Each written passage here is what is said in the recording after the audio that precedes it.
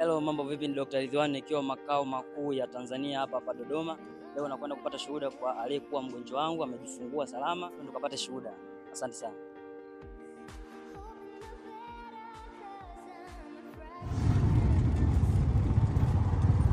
Tunaandamana wamekula risasi wamekufa.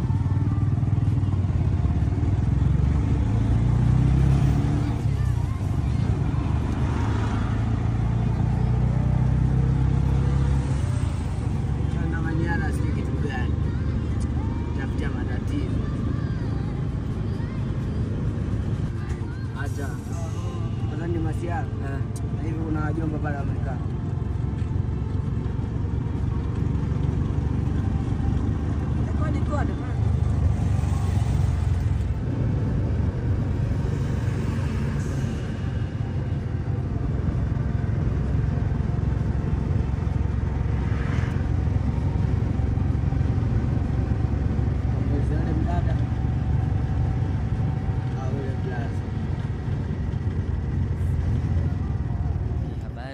Dr. Ridhiwani, leo nipo Dodoma, ila ili eneo silifahamu vizuri. Mwenyeji wangu ndipo atanielewesha vizuri eneo linaitwaje na yeye mpaka kupata hizo huduma hapa.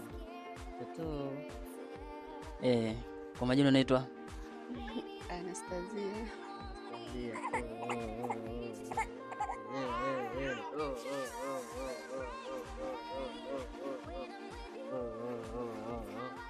Jamani, mtoto hapa ila anafurahia. Mambo. Hii sehemu inaitwaje? Sangalale. Sangalale. Okay. Sawa. Na tuliweza kufahamiana kupitia mtandao gani? Mimi niliona TikTok.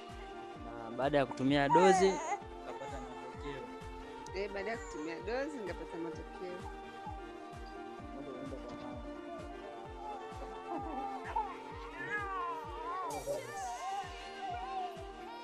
Okay, sawa. Na unawashauri vipi wale wakina mama ambao wana changamoto za uzazi lakini wamehangaika bila kupata matokeo? Wakina mama wengine ni wakina dada wapo katika utafutaji wa mtoto lakini hawajafanikiwa hadi sasa. Wewe unawashauri vipi katika swala hilo la kujitibia, kama wewe ni mmoja wapo wale ambao umetumia tiba zetu na ukapata matokeo? Binafsi nawashauri wasikate tamaa. Tiba ipo jamani, unafanikiwa kupata mtoto. Kwa sababu mimi nimekaa mwaka sijui na miezi mingapi, nimesahau miezi. Nilikata tamaa, lakini nilipotumia dawa zako zile za kuondoa uchafu na za kumeza, ndio nimetumia tu miezi miwili nikashika ujauzito. Mungu ni mwema. Na kwa sasa hivi mtoto wako ana umri wa miezi mingapi? Ana miezi 4. Miezi 4. Leo ndo katimiza. Tarehe 7. Hongera. Asante. Na anaitwa nani? Anaitwa Jailin. Jailin. Ndio. Okay, nashukuru kwa kupata mrejesho huu. Jamani, kwa wale ambao mna changamoto hasa za uzazi, tiba zipo na matokeo unayapata kwa 100%. Japo anayepanga pia ni Mungu katika swala la kupata mtoto ama kutopata mtoto, ila kwenye swala la tiba zinafanya kazi kwa 100%. Tiba zetu ni za asili kutoka China na nchi mbalimbali za Ulaya.